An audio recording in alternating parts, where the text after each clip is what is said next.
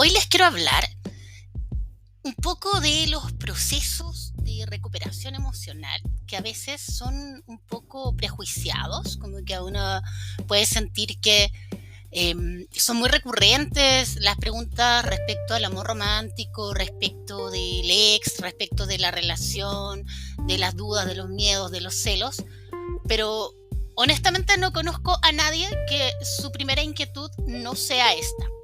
Y podemos debatir si está bien o no que se nos vaya tanta energía en lo romántico, pero es un hecho y pasa, más allá de las razones que hayan detrás de nuestras carencias, de nuestros apegos, ¿cierto?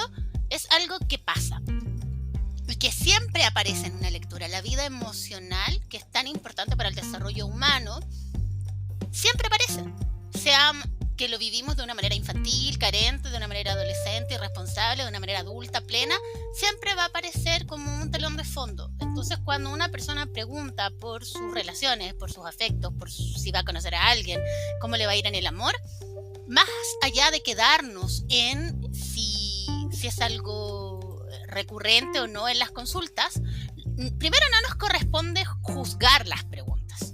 ¿Ya? Lo máximo que como tarotistas podemos hacer es ayudar a nuestros consultantes a reformular las preguntas cuando sentimos que quizás están poco claras o no se entiende lo que la persona quiere saber. Entonces uno ahí lo que dice, bueno, pero ¿qué es lo que tú quieres saber con esta pregunta, con esta consulta?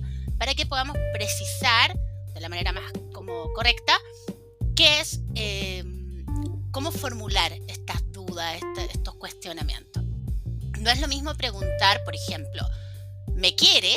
¿Cierto? Que nos da una respuesta cerrada, sí, no, a preguntar ¿qué siente por mí? Es muy importante el arte de formular las preguntas correctas y también hay personas que te pueden decir, no, es que a mí no me gusta hacer preguntas, yo quiero que el tarot me muestre.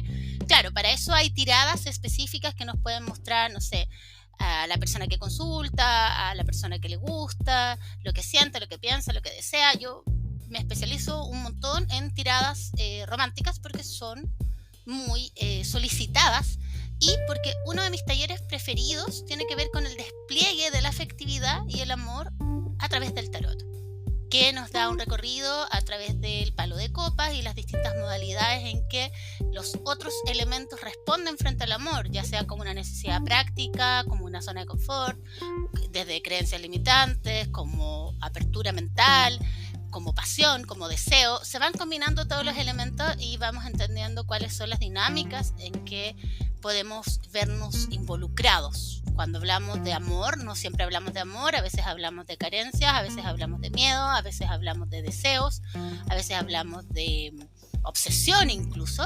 Y todo eso va a aparecer en una lectura y tenemos que saber interpretarlo. No podemos quedarnos con que el 3 de copas es amor, reconciliación y romance, porque eso es creer que las dinámicas humanas afectivas se limitan a un 3 de copas es iluso. Ya generalmente detrás de todas estas preguntas aparentemente inocentes o livianas hay mucho dolor. Hay mucho dolor, hay mucha angustia, hay mucha carencia.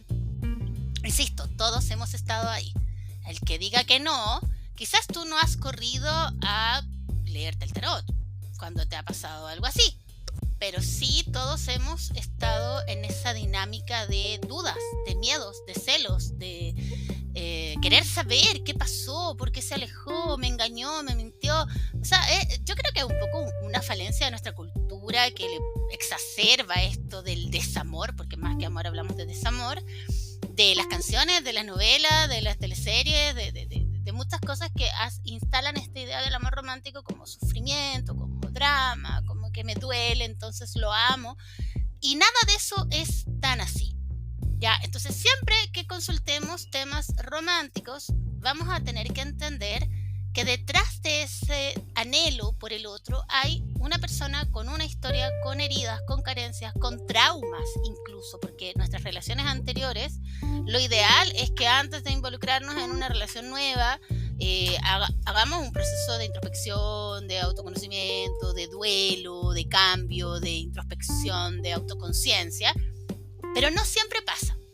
Y no siempre pasa porque, y esto se lo digo a quien escuche, ¿no? Ya sean consultantes, aprendices, tarotistas ya consagrados, que, claro, ese dolor que aparece en los momentos de ruptura, en los momentos de crisis o en los momentos de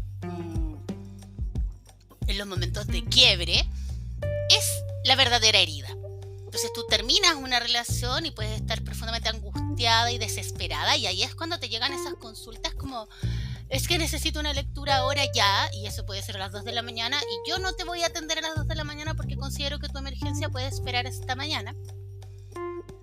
Distinto sería si me llama una amiga a las 2 de la mañana para decirme que está angustiada, porque ahí hay otro tipo de vínculos, un vínculo que cuando trabajamos no se puede traspasar. Tus consultantes no son tus amigos, aunque tengas muy buena onda, aunque sean personas muy amables, aunque tú quieras entrar en ese espacio, en esa disposición, puedes tener una disposición amistosa, pero no son tus amigos. Es una relación contractual, es una relación pagada, es una relación medida por tiempos, por espacios específicos. Y si tú quieres transformar ese vínculo que inicialmente fue de trabajo en una amistad, entonces hay que cambiar un poco la dinámica, porque cuando tú estás siendo el intérprete de una lectura, tú no estás al mismo nivel que tu consultante, que no tiene la información que tú tienes ni tiene el conocimiento que tú tienes. Entonces la amistad requiere un equilibrio, una reciprocidad, una igualdad entre las partes. Cuando tú estás en el rol de tarotista no hay igualdad, estás asumiendo un rol. De la misma forma, a veces cuando uno tranza ese límite y le lee el tarot a las amigas, también se pueden generar confusiones, porque esa persona te dice: ay, que eres mala onda, ¿por qué me dijiste tal cosa? No es lo que yo pienso como amiga, como persona humana independiente. Esto es mi trabajo. Y aquí las cartas muestran esto, esto y aquello. Si tú no lo quieres ver, si a ti te duele, entonces no debiste haber preguntado, porque esto es lo que hay. Y no puedo falsearlo para que tú no te sientas mal o para que tú no te enojes, porque tú eres quien eligió tomar mis herramientas como amiga, y sea cual sea tu oficio, y preguntarme o insistir. Muchas veces uno no quiere, o sea, yo personalmente prefiero no cruzar esa línea, pero si veo que alguien de mi círculo está inquieto y le interesa, no lo ofrezco, pero si alguien me lo pide, yo le voy a decir: a ver, amiga, veamos qué onda acá. Ya, ¿quieres saber? Te muestro, a ver qué sale, y te voy contando: mira, esta carta significa tal cosa, la combinación de esta carta con esta otra muestra tal y tal tema, ¿no? Es súper importante que se entienda que esto no es una proyección, por eso yo soy tan hinchapelotas en que se formen a cabalidad, porque muchas lecturas terminan en: ay, es que a mí me pasó lo mismo, dando recomendaciones personales, haciendo terapia de grupo, y no haciendo una lectura de tarot. La lectura es técnica, la lectura no es proyección de tus rollos personales que te sientes identificada con tu consultante. La lectura es técnica. Si tú no sabes leer, vas a estar todo el rato hablando de cosas personales. Si tú sabes leer a medias, vas a rellenar lo que te falte con lo que te sobra. Y si tú tienes una buena intención, no es suficiente. La buena intención no es suficiente. Se necesita conocimiento. Ese conocimiento se logra del estudio, de la práctica y del trabajo personal. No puedes ir a predicarle un mensaje a alguien si tú no lo tienes integrado en tu fuero interno. Si tú no entiendes cómo el tarot se aplica dentro de tu propio ser, de tu propia persona, de tu propia concepción de ti misma, todo lo que digas va a ser mentira, va a ser un bla bla bla bla bla vacío. Puede ser un bla bla bla más elocuente, con más sentido, pero va a ser vacío porque no va a tener un arraigo en tu vivencia, en tu interior. Entonces, el trabajo interior es fundamental, la práctica es fundamental y el estudio es fundamental. Nada de eso es eludible. Todo eso tiene que estar bien sostenido. Porque ¿cómo le va a mandar dando remedio para los callos a personas si tú tienes juanetes? ¿Se entiende? Entonces, este juego de hacerse cargo también de que ser tarotista no es solo aprenderte un par de significados, porque eso es muy limitado, creer que tienes que repetir de memoria lo que dice un manual. A mí me sorprende la cantidad de gente que me dice, ay, pero tú ¿cómo interpretarías esta carta? No, es que no es como yo lo interpretaría. Mira la carta, mira el lugar que ocupa, mira el número, mira el elemento. No es lo que yo, de acuerdo a mi sentir personal, es que tú no tienes idea de lo que estás haciendo. Y lo digo con mucho pesar. Gente que se gana la vida y gente que va a tener un karma terrible porque está haciendo un mal trabajo. Entonces, están siempre a tiempo de estudiar, de prepararse, de formarse, y no de tirarse estas frases de ¿cómo tú es que me encanta la forma en que tú lo... Es que no hay otra forma de interpretarlo. Yo lo que les comparto no son apreciaciones personales. Yo soy una persona brillante y culta y claramente puedo volcar mis conocimientos en lo que es una lectura y enriquecer la lectura, pero siempre voy a lo técnico. Si tú no sabes lo que significa un 7, si tú no sabes lo que significa la espada, y si tú no sabes lo que significa la combinación de un 7 más las espadas, ¿de qué estás hablando? ¿Cómo se te ocurre autodenominarte tarotista? Hay gente que se engrupa y dice, no, yo soy tarólogo, cariño. El día que tú estudies con Jodorowsky y te dé el título, te lo compro. Pero antes que eso, no. Leerte un librito no te vuelve tarólogo. Ni necesitas títulos enrevesados para creerte más o menos. Basta con que hagas bien tu trabajo. Y eso solo lo vas a saber en tu fuero interno. Y aquí es donde está la clave para discernir un buen tarotista de un mal tarotista. Es que yo no me puedo leer a mí mismo. Sí te puedes leer a ti misma. Yo me leo a mí misma gran parte del tiempo. La mayoría de los videos que les subo y les comparto son lecturas personales. Y son profundamente atinadas, al hueso, enfocadas, claras, lúcidas, técnicas. ¿Por qué puedo leerme a mí misma? Porque yo sí sé leer. ¿Cuándo la gente no puede leerse a sí misma? Cuando no tiene idea. ¿Por qué? Porque a los demás les puedo vender un cuento, pero a mí misma no me puedo vender un cuento. Esa misma gente es la que dice, no, es que a mis seres queridos yo no les puedo leer, es que como que me bloqueo. No es que te bloquees, es que te da vergüenza inventarle cuentos. Porque son proyecciones, no son conocimientos, no son saberes. Es algo visceral, subjetivo. Distinto es no querer leerle a tu familia o a tus amigos porque se presta para malos entendidos. Eso es otra cosa. Pero siempre vas a distinguir un buen tarotista en es que no puedo leerme a mí. Sí puedes. Y si no puedes es porque no sabes leer. Así de simple. En esto no hay matices.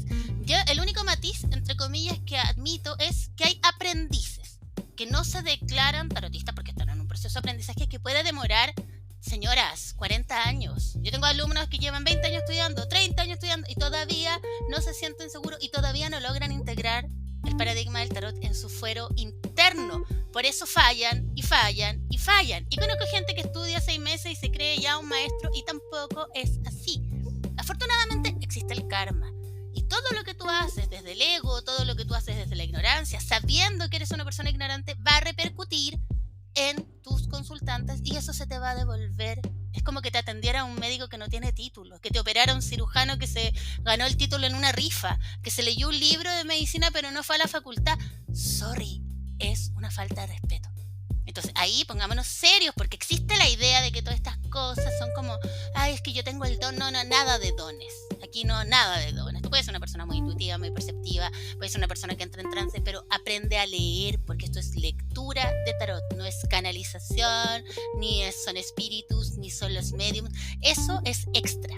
Si tú le quieres poner talla y adorno, cosa tuya, pero primero aprende lo básico, aprende a leer. Entonces, estábamos hablando de cómo las consultas iniciales, que son muchas veces de me quiere o no me quiere, son tan válidas como quiero saber el propósito de mi alma.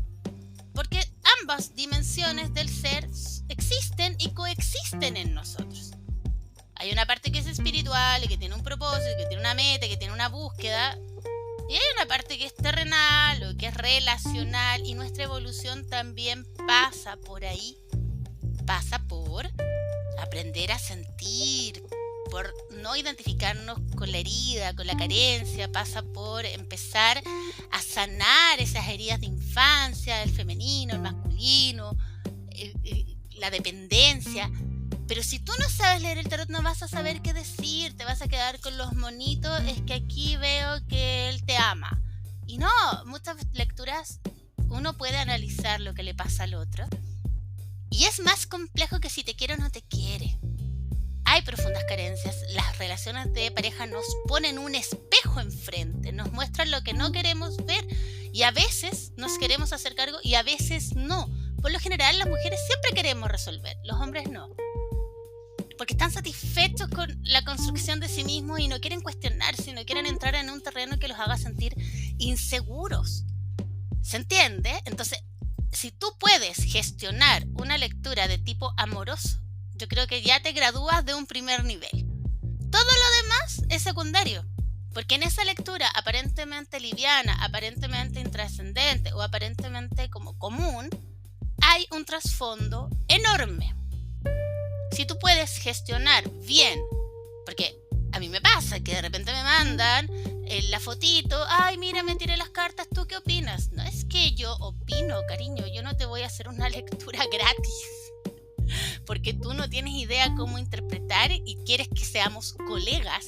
Sorry. Te faltan como 40.000 años de evolución para que seamos colegas. Eso no va a pasar. En esta vida al menos no. ¿Se entiende? Entonces, puedes hacer el ejercicio. Ten una plantilla de lectura con las posiciones. Pero si no sabes qué vas a hacer. Googlear carta por carta, puedes hacerlo. Si es con propósito de estudio, puedes hacerlo. Ir anotando en un libro, en un cuaderno, en un diario de tarot. Ir anotando, mira, acá me salió tal carta y los posibles significados son, y si lo aplicamos a lo amoroso podría ser tal y tal cosa. Si esto es un conocimiento, es un arte, es un oficio, no es que yo siento que esta carta me está diciendo que esa tendencia a ponerlo en un nivel tan bajo, ¿no? Que no requiere filtro, que no requiere estudio, que no requiere trabajo interior, que no requiere preparación. Eso es degradar tu herramienta de trabajo, ¿ya? Y lo mismo para los consultantes que dicen, ay, es que a mí me gustaría algo más terapéutico. No existe el tarot terapéutico, sáquense esa idea de la cabeza. Lo que existe es un potencial terapéutico del tarot al que no cualquier intérprete puede llegar, porque hay personas que son muy básicas y hay personas que son muy abstractas y hay personas que son muy concretas y hay personas que pueden acceder a ese nivel profundo de información, de autoconocimiento, de autopercepción. No porque yo le ponga terapéutico me convierto en un buen tarotista, puedo ser igual de básico. Y no porque yo solo diga tarot y no le ponga apellido ni adjetivo significa que mi lectura es más básica, al contrario. Mientras más adjetivos tenga la oferta, más desconfía. Porque esa persona no tiene cómo sostener lo que promete. Es que esto es terapéutico, es que está enfocado. Toda la lectura de tarot pudiera siempre estar enfocado en el autoconocimiento. Pero eso lo determina la consulta de la persona que consulta y la expertise del tarotista. Tú no puedes obligar a una persona a irse a lo trascendente porque tal vez su consulta no va en esa dirección. Y si tú no tienes el talento, el conocimiento y la práctica, tampoco vas a saber llevar una lectura en esa dirección. Entonces, esos prejuicios, hay personas que se han autodenominado como tarotistas serios o terapéuticos o evolutivos, eso no tiene ningún peso ni ningún valor. Acá lo único que hace la distinción entre un buen tarotista y un mal tarotista es el estudio, la práctica y el trabajo interior. Nada más. Y como tip, si esa persona se puede leer a sí misma. Cuando escuchas a un tarotista decir, o a un alumno, o a un amigo decir, es que yo no me puedo leer a mí mismo, deséchalo automáticamente de tus opciones. Porque a esa persona le falta años luz de trabajo para poder entender su oficio, si es que es tu camino. Porque todos queremos ser tarotistas, todos leemos las cartas y uno dice, ay, cariño, esto es como el arte, ¿no? Debe haber gente que son artistas consagrados y el otro le dice, ay, no, es que yo también me dedico al arte. Y no es cierto, no es real, no es verdadero. ¿Te das cuenta? Entonces, esa tendencia a pensar que estamos todos en el mismo nivel es un error que ha hecho que este oficio se degrade. Y que también el público general diga, no, es que yo no quiero ese tipo de lectura de adivinación. Es que no existe la adivinación. Es que no hay forma que el tarot sirva para adivinar. Porque el tarot da una orientación, porque facilita la toma de conciencia, porque te hace responsable frente a tus opciones. La adivinación no permite eso. La adivinación dice, ya está todo escrito, esto es lo que te va a pasar y no puedes eludir tu destino. Sería morboso leerse el tarot si uno pensara que sirve para la adivinación. ¿Te fijas? Entonces ahí es donde tenemos que hacer la pausa, mirar y ser sumamente honestos. Si me falta estudio, si me faltan horas de vuelo y si me falta trabajo interior, mejor darle un tiempo más a esta fase de aprendiz. Te tome lo que te tome, es demasiado importante la responsabilidad que tenemos en nuestras manos como para cuentearnos a nosotros mismos y cuentearnos a nuestros consultantes.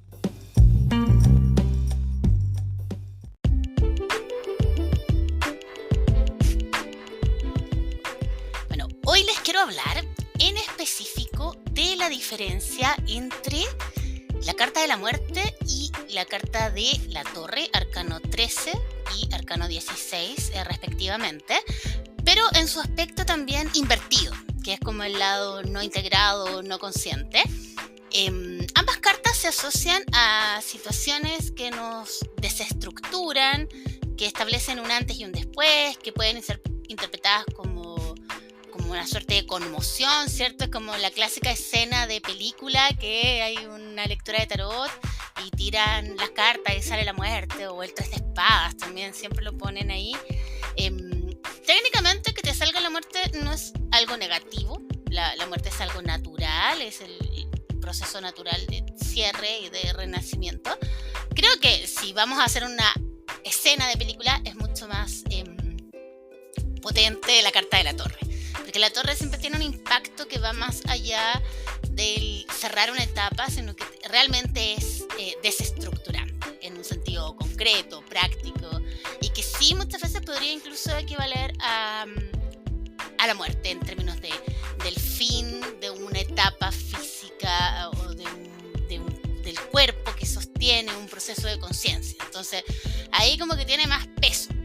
Pero claro, se tienden a confundir, inconscientemente asociamos estas cartas como algo, no sé si negativo, pero como algo que no vemos venir, aunque tampoco es tan así, porque uno más o menos sabe que está estirando el chicle, que quizás esta etapa está durando mucho, que necesito hacer cambios, me resisto, como que hay muchas señales realmente de que hay que hacer un corte y a veces no lo tomamos. A veces no nos hacemos cargo y después dices, ¿por qué pasó esto? ¿Por qué fue todo tan drástico? Y no es así. Hay muchas señales en el aire ahí a nuestra disposición. Ahora, ¿son cartas distintas en qué sentido? Que el proceso que cursan es diferente. Por ejemplo, la muerte viene después del colgado. Y el colgado es una carta que nos confronta a la autoobservación, a la autoescucha, al autoanálisis, a revisar un poco esos aspectos de nuestra vida que tienen que ver con ¿cómo decirlo? Con procesos, por ejemplo, gestacionales, con herencia familiar, con aprendizajes que quizás quedaron un poco como sumergidos o un poco, ¿cómo decirlo? Un poco como en el inconsciente, ¿ya? Porque el colgado es una carta también muy física, ¿ya? En ese sentido se parece bastante a la sacerdotisa. Entonces, claro, cuando haces esa pausa, el colgado saca memoria, te puedes sentir ansioso, te puedes sentir tenso, te puedes sentir bloqueado, paralizado, o sea, porque se mueven muchas cosas y uno se siente un poco impotente quizás. Nos cuesta hacer la pausa, nos cuesta decir, ya, confía en el proceso, suelta lo que hay que soltar, aprende lo que hay que aprender, sino como que la mente y el ego, que hemos dicho muchas veces que vive en la mente, tiene esta ilusión de control, de si le doy una vuelta más, y si hago esto otro, como que le cuesta mucho soltar, abrirse y confiar. Y el gran trabajo del colgado es esta preparación para la muerte, ¿no? Esta como agonía de ir soltando viejas identificaciones, donde la principal identificación es con esta falsa identidad, que ya a partir del segundo ciclo de arcanos mayores, con la carta de la fuerza, ¿cierto? Que hay en evidencia que yo no soy mi ego, que yo soy mi ser, ¿cierto? Y pasamos todo el primer ciclo del 1 al 10, del arcano 1 al 10, pasamos todo el primer ciclo construyendo una personalidad y resulta después que nos dicen que la personalidad no es lo esencial, sino que la personalidad tiene que ponerse al servicio del espíritu y del propósito y de la voluntad espiritual, que es eso lo que dice finalmente la fuerza. Y una vez que yo asumo esa verdad gigante, trascendente, el rugido ahí del león, que representa siempre nuestro espíritu, ¿cierto? Nuestra voluntad espiritual, espiritual, nuestro propósito, nuestra vocación, nuestra esencia, lo más verdadero de nuestro ser, el colgado es como necesario porque hay que hacer algunos procesos de adecuación, cambios físicos, cambios de alimentación, cambios de hábitos, cambios relacionales, cambios en nuestro entorno, en la forma en que nos vinculamos, en la forma en que sentimos, procesamos. Entonces es una carta que requiere mucho como el foco adentro, por eso estoy como de cabeza, siempre el simbolismo, ¿no? Que la cabeza esté abajo, es como ya no es el predominio de la razón, sino del sentir, de la vivencia profunda, y se nos hacen visibles muchas cosas, porque la cabeza, cuando tú estás de cabeza, ves cosas que antes no veías, como cuando uno era más pequeño y se colgaba ahí en la plaza, en los juegos, yo tendía a colgarme de cabeza y claro, ves cosas que cuando la cabeza está así arriba, vertical, no observamos, porque ese punto de vista no nos da ese ángulo, esa perspectiva. Y luego la muerte. Entonces, si te fijas, yo siempre pienso que el colgado es peor que la muerte, de verdad. Es como que uno lo pasa mal y uno se resiste. Es como esa gente que está agonizando y está enferma y ya el cuerpo no le da, pero no se va. Algo los ata a este plano, algo los ata a esta realidad física, y el cuerpo quiere puro trascender y no se logra. Con el colgado pasa algo parecido. Yo siento que a mí en lo personal lo paso más mal con esa espera, ese soltar, ese no saber lo que va a pasar. La muerte como que me hace menos ruido, porque la muerte viene y se lleva lo que se tiene que llevar, y es una carta bien rápida. Les pongo el ejemplo. Por ejemplo, yo en el año 2022, desde mi cumpleaños 20 de abril del 2022 hasta el 20 de abril del 2023, estuve cursando como arcano de año en curso la carta del colgado, ¿ya? Y el colgado lo pasé pésimo. Debo reconocer que fue un año bien duro, de mucho trabajo interior, que por suerte tengo hartas herramientas, pero igual lo pasé pésimo porque me confrontó como a muchos miedos, a muchas oscuridades, a muchos temas no resueltos, cosas que no quería soltar, espacios, identificaciones. Y luego, en mi cumpleaños del año pasado, en 20 de abril del 2023, entré en un año 13. Y debo reconocer que el año 13 se me hizo mucho más expedito, mucho más amable, mucho más rápido, mucho más llevadero, en esto de decir, basta, ya, se acabó, cortemos con esto, y que se muera lo que tiene que morir, y que se transforme lo que se tiene que transformar, y lo que venga va a ser bueno para mí. De hecho, todavía estoy cursando el arcano 13, porque mi cumpleaños faltan todavía como 3 meses más o menos, un poco menos, y ahí voy a entrar en un año 14, que va a ser de reintegración, de sanación, de armonía, de recomponer, ¿cierto? Como que se desestructura algo y luego hay que reintegrarlo bajo otra conciencia. Entonces, la templanza siempre es una promesa maravillosa que nos espera después de la muerte, como algo medio balsámico, siempre muy armónico, siempre contenedor, siempre en familia, siempre con belleza, con arte. O sea, me encanta. Si no sabes cuál es tu arcano de año en curso, suma tu último cumpleaños. Si tú todavía no cumples años en el año 2024, suma tu último cumpleaños. Imagínate que naciste el 15 de julio del 2000X, entonces sumas 15 de julio y tu último cumpleaños fue el 2023 y te va a dar un resultado. Suma hacia abajo, ¿ya? Y la suma de esos números, que va a ser como... voy a sumar con calculadora, porque en verdad que... Ya, si yo sumo, por ejemplo, 15 más 7 más 2023, me da 2045. El 2045 no existe como número asociado al tarot, entonces sumo 2 más 0 más 4 más 5 y me va a dar 11. Ya, yo les recomiendo sumar hacia abajo, porque a veces cuando sumamos hacia el lado y vamos reduciendo las cifras, como que salen otros números y puede cambiar el resultado. Y entonces ya, digamos que tú naciste el 15 de julio y tu arcano de año en curso hasta tu próximo cumpleaños va a ser el 11. Significa que hay todo un proceso muy físico, muy espiritual, muy de poner la personalidad al servicio, qué sé yo. O sea, te da una pauta de cómo van a estar las energías y las tendencias y los desafíos de aquí al próximo año, ¿ya? Y es potente, porque a veces hay que contrastar el arcano del año en curso con el arcano y a veces se repite. Por ejemplo, yo he estado en años 9, mi arcano nacimiento del ermitaño, y he estado en un año 9 con además mi energía que es muy de ermitaño y se siente un poco pesado. Pero es parte del proceso. Estamos hablando de la diferencia entre la muerte y la torre, ¿cierto? La diferencia con la torre es que la torre viene del diablo. El diablo es otra energía, no podríamos decir que, por ejemplo, el colgado y el diablo son lo mismo. En algunos aspectos se pueden parecer, por ejemplo, esto de la parálisis, de sentir un poco de impotencia, de necesitar confiar más allá de lo visible, ¿no? Como un acto de fe. Pero el diablo tiene, bueno, estoy llena de videos, de audios, de escritos sobre el diablo, porque es mi carta favorita del tarot.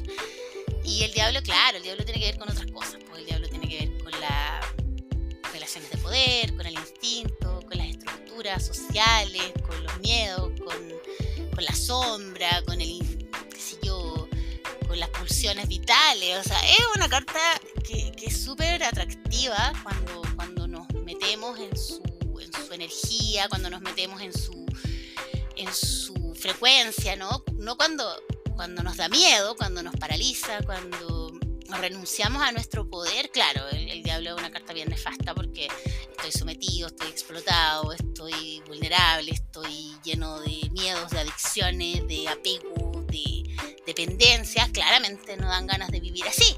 Por eso, cuando yo confronto esa oscuridad, ¿a qué nos referimos? Dejo de darle poder a otros.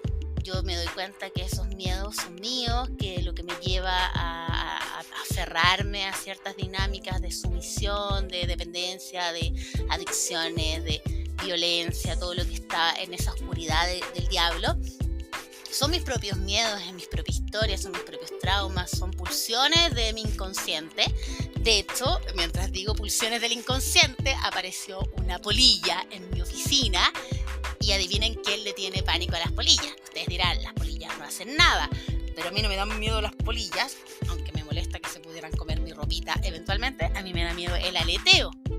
El aleteo de los insectos y de las aves muy cerca de mi rostro me da un poquito de susto. Alguna vez les voy a contar por qué, que es una historia larga y anecdótica. Y esta polilla se acaba de parar en mi sombrero favorito, que es de lana, entonces ya estoy como un poco desesperada, pero es un chiste porque yo cada vez que digo miedos, fobias, trancas, algo pasa. Entonces en este caso doña Polilla apareció. Y nada, pues, o sea, el diablo es una carta que nos tiene atrapados como sociedad.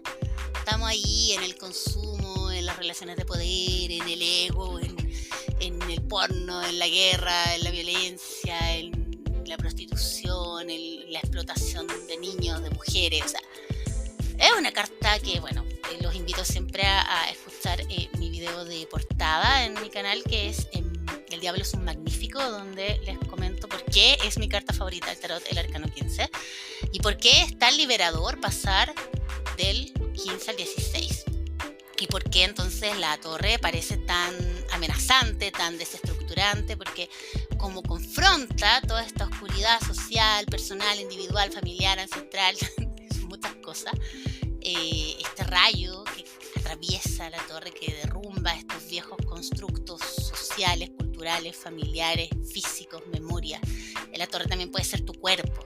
Por eso hablamos de la torre también como la aniquilación, porque el cuerpo a veces no resiste y se destruye y se libera. A mí me encanta esa idea de liberar. A veces la muerte física es una liberación. Y la muerte, en este caso estoy hablando de la torre y no de la muerte, para que se haga la diferencia. La muerte como carta es más bien la transformación, el paso de un estado a otro. La torre es como ya muy física, muy tangible, porque es una estructura que se derrumba, pero que al mismo tiempo nos trae claridad, nos trae lucidez, nos trae conciencia, nos trae liberación. Son cartas distintas. Yo creo que es mucho más fuerte vivir la torre, siento, que es un proceso de conciencia más brutal, más como que ya no se sostiene esos miedos, esos condicionamientos, esos apegos, esa oscuridad de la conciencia ya no se sostiene. En el caso de la muerte, yo creo que lo más difícil es el sentimiento de duelo, porque uno lo pasa mal ahí sintiendo que antes, que yo perdí, que lo que éramos, que lo que fuimos, que lo que tenía. Claro, es como como que hay tiempo para sufrir. Con la torre no hay tanto tiempo, como bien rápido el proceso. Pero con la muerte es como, ahora que estoy en Mercano 13, hasta mi próximo cumpleaños, claro, es como una muerte cotidiana, dejar que muera, que se transforme. Y hay como la mente te juega malas pasadas porque se aferra, interpreta, analiza, sobrepiensa y como que sufre, la mente sufre de antemano, sacando conclusiones. Que es un absurdo porque después de la muerte sí o sí va a venir la templanza. Y es una promesa de alivio, de paz, de sanación. Son cartas distintas que se van a presentar en distintos momentos de la vida. Digamos que la muerte tiene que ver más que nada con la muerte de una falsa identidad, de un viejo yo, de viejas identificaciones, que claramente al ego le cuesta mucho soltar, le cuesta mucho dejar de definirse, le cuesta mucho dejar de creer que es el centro del universo, ¿cierto? La identidad es un constructo que se puede armar, se puede desmantelar, se puede reconstruir, se puede replantear, se puede deconstruir, ya que está el concepto un poco más de moda. Nos podemos vivir estos procesos de distintas formas y lo que muere es esta falsa identidad, ¿no? Que nos habíamos construido del mago a la rueda de la fortuna. Nos armamos una personalidad en base a nuestra historia, al papá, a la mamá, a la infancia, a los amores, a la adolescencia. O sea, como que uno dice, yo soy así, y viene la fuerza y te dice, no, tú no eres así, esto es una construcción que tú te armaste para sobrevivir a tu entorno, a tu familia, a tu historia, pero ahora te toca conectar con los aspectos realmente trascendentes de tu ser. Nunca dejen que les digan que la fuerza es una carta cualquiera, ni que la pongan en un lugar diferente al número 11. No, eso es un básico de cualquier estudioso del tarot, o de cualquier simpatizante incluso. Es una carta que nos pide elevar la vibración desde el cuerpo al espíritu, desde la personalidad al alma. O sea, es una carta preciosa, preciosa. Y ahí es donde viene la transformación. Entonces, primero pasamos por el colgado y luego vamos a la muerte. Y luego vamos a la reintegración de la luz y luego vamos a la integración de la sombra. Esa es la gran diferencia, ¿no? La muerte del viejo yo y confrontar la sombra, en el fondo, que es lo que trae como consecuencia la torre. La caída de las viejas estructuras, la obligación de mirar también qué hay ahí, ¿no? En los cimientos, en el subsuelo, en las paredes, como cuando antiguamente podías emparedar a alguien y después si se caía un muro, tú decías, mira cuánta gente estaba aquí enterrada bajo los cimientos de esto.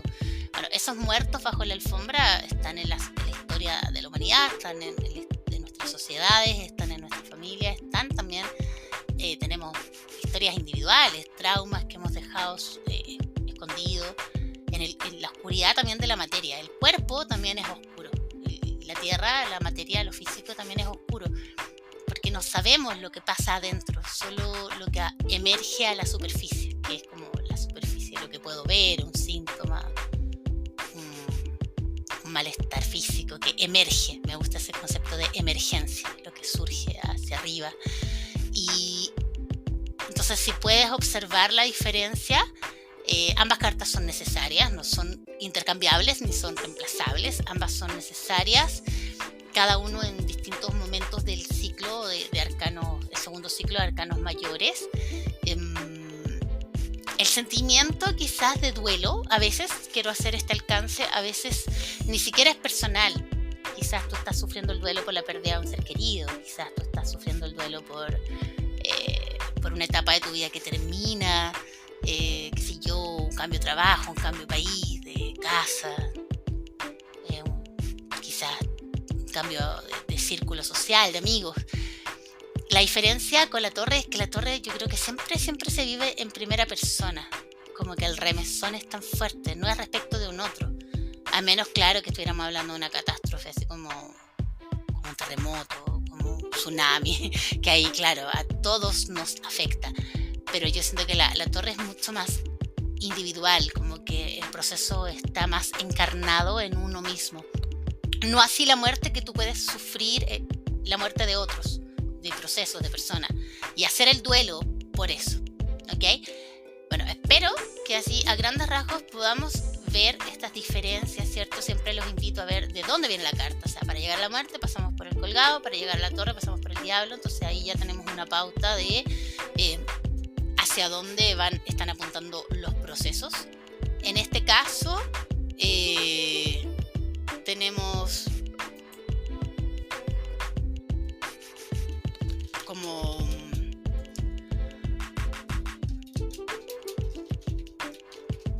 ¿Cómo decirlo? A ver, tenemos que revisar. Quizás numerológicamente estás más cerca de una carta u otra. Quizás en tus lecturas o en las lecturas que haces para otras personas aparecen estas cartas y a veces no sabemos cómo. Es difícil hablar.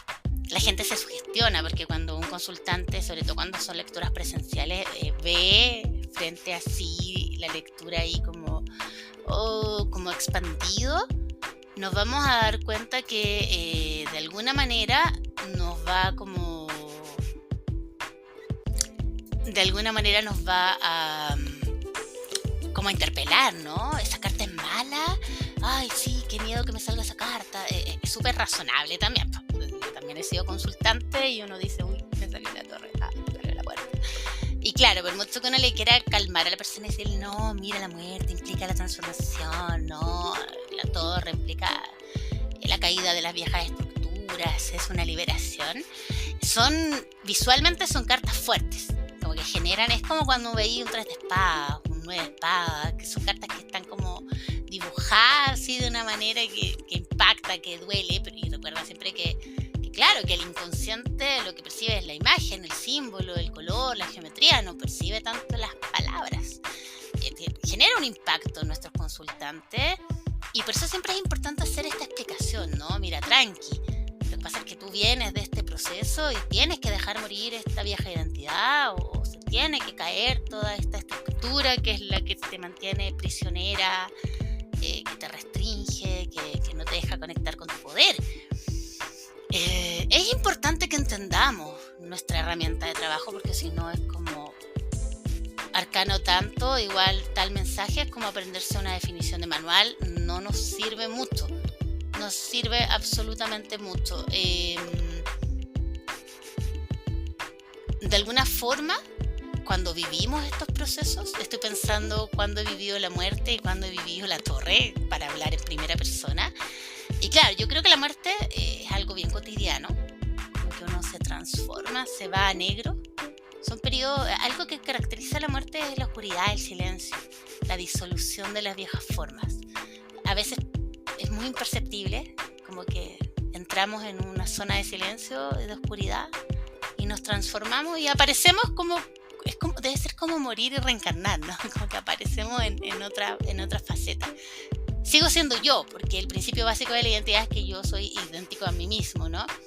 Pero ya no soy la misma persona. ¿Cuándo he vivido la torre? Yo confieso que he vivido la torre de forma concreta. He vivido procesos donde he vivido, no sé, siniestro, la destrucción literal de mi hogar o procesos así bien brutales. Que es como que a veces uno dice, no me voy a poder parar de esto. ¿Cómo me voy a parar de esto? Me quedé con lo puesto, perdí todo. Y eso también es un mensaje de la torre. Si se cayó, si se rompió, si se perdió, porque no era esencial. No era esencial y